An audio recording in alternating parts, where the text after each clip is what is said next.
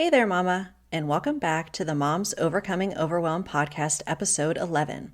I'm Emily McDermott, and I am here beside you on this journey as we work together to declutter your home, head, and heart. Last week in episode 10, we spoke about a huge decluttering roadblock for moms, aspirational clutter.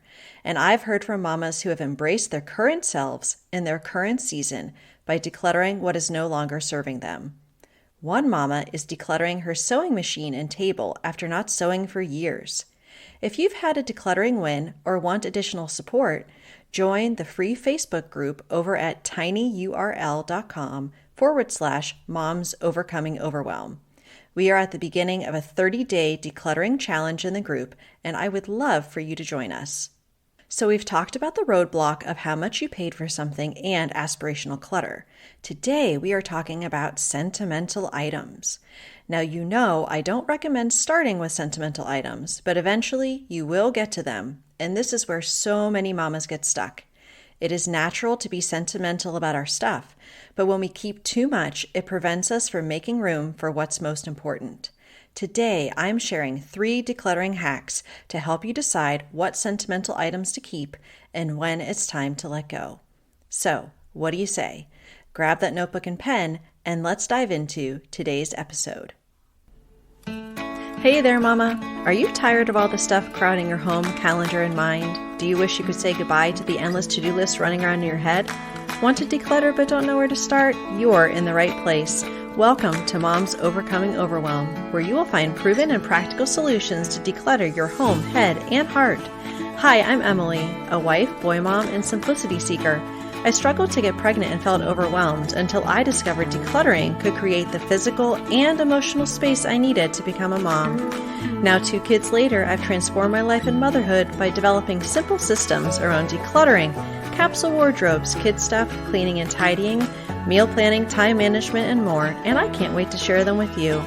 If you're ready to reclaim the time and energy you crave, be present with your kids, and finally enjoy the life and motherhood you so deserve, let's kick overwhelm to the curb, shall we?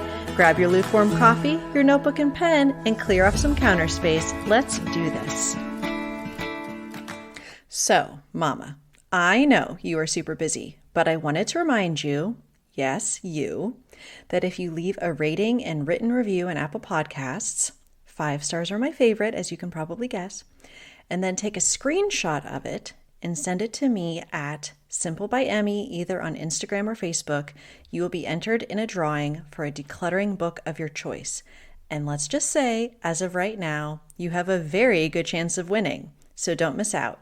Check out the show notes for more information. Okay, let's get started, Mama. Sentimental items. They are the things we keep because they have meaning to us.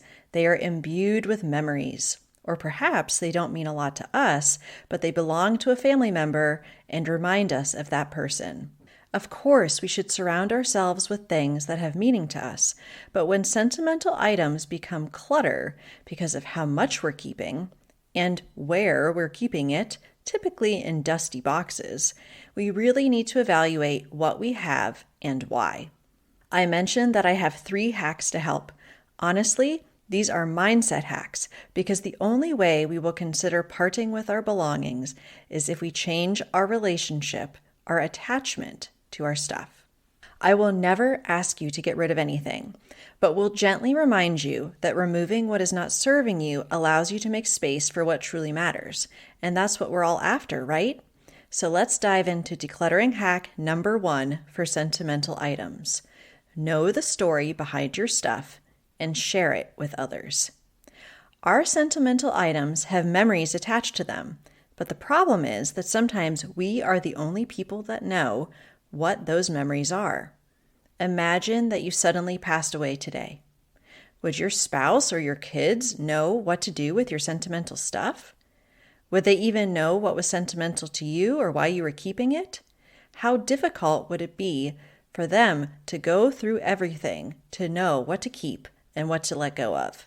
In order to really understand why we are keeping something, we need to process its meaning to us. We need to tell its story. This could be as easy as a voice memo that you share with your spouse, or you could write it down if you prefer. Here's an example of what I mean. Let's say you have a onesie that your oldest child wore when they came home from the hospital. You are keeping it because it reminds you of when they first came home, when you first became a mom, and when your kiddo was unimaginably tiny. How does anyone know it's important to you? Is it shoved in a bin somewhere? What if you were able to have a voice memo that explained the meaning behind the item and shared it with your family? Wouldn't it be so much more meaningful than having it collect dust? When our loved ones understand why something is important to us, it forms a connection between us that will last far after we have left this earth. There is a wonderful byproduct of telling the story of your stuff. You are able to detach the memory from the item because the memory, the story, is somewhere else besides your own brain. And when you do, you can consider whether you actually need the item at all or if the story is enough. You can always have a photo or video of the item to accompany the story, and even make a photo album if you want something tangible to remember the items by. We have to start separating the memory from the actual item in order not to be inundated with sentimental items. That brings us to our second decluttering hack for sentimental items to help us process their meaning and know whether we can possibly let go. Having a curated mindset when it comes to sentimental stuff. What do I mean? Think of a museum. The items are carefully curated to display the most meaningful, the best of the best. This is the approach that you should take with your sentimental items. Remember, if everything is special, nothing is special. Instead of having a box overflowing with kids' artwork and memorabilia, can you curate it so that you're keeping the best of the best and then display it instead of hiding it in a box somewhere? Let's say your grandmother recently passed and you were given several items from your family members. Can you pick the item that has the most meaning to you? The one that reminds you most of your happiest memories together with your grandmother and then display it? Or better yet, use it in your everyday life. Don't let your memories be diluted by having too much of something so that it's not as meaningful anymore. Remember, curate and display. The third decluttering hack I have for sentimental items is to remember that even if something is not taking up a lot of physical space, it can take up a ton of emotional space. And honestly, the things you may be keeping may be taking up a ton of negative emotional space. Just because it's old doesn't mean you have to hold on to it. You have the power to decide what you keep and what you let go of based upon what matters most to you, not guilt from family members or feeling like you should keep something because it's just what you do. Here's an example from my own life. Fun fact, if you Google, "What should I do with my old yearbook?" an article I wrote is one of the top results. It's called, "I Give You Permission to Throw Away Your Yearbook." I held on to my high school yearbook for 20 years. Why? Because that's what people do, right? They hold on to their yearbooks. But when I actually looked through it, I realized that it was holding memories that were not that great. High school wasn't my happiest time. Also, I couldn't remember most of the people who signed it.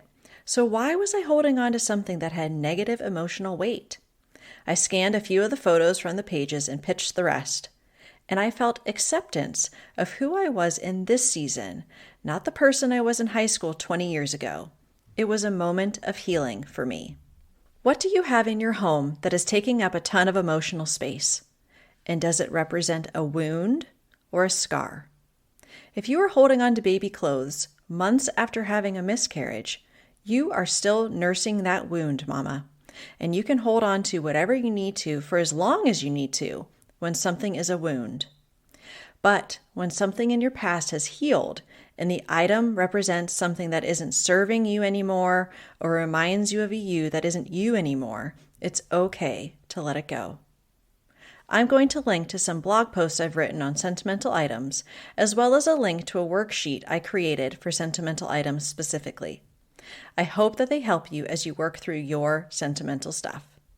If you're stuck, feel free to join our free Facebook group so I can provide you with specific guidance on your sentimental items.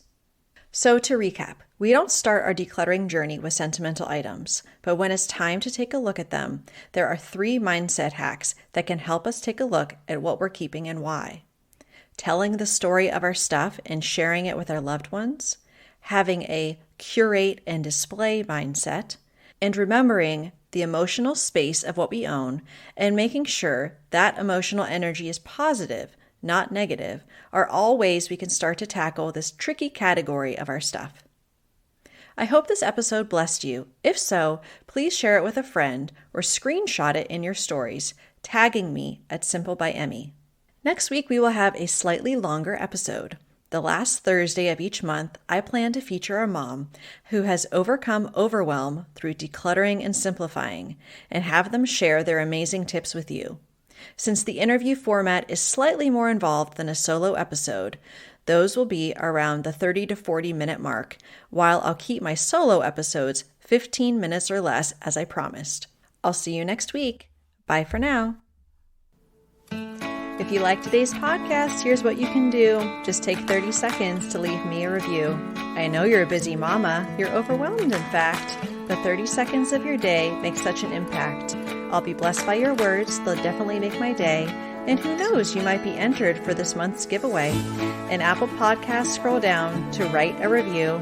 Thanks so much for your time. I'm so grateful for you.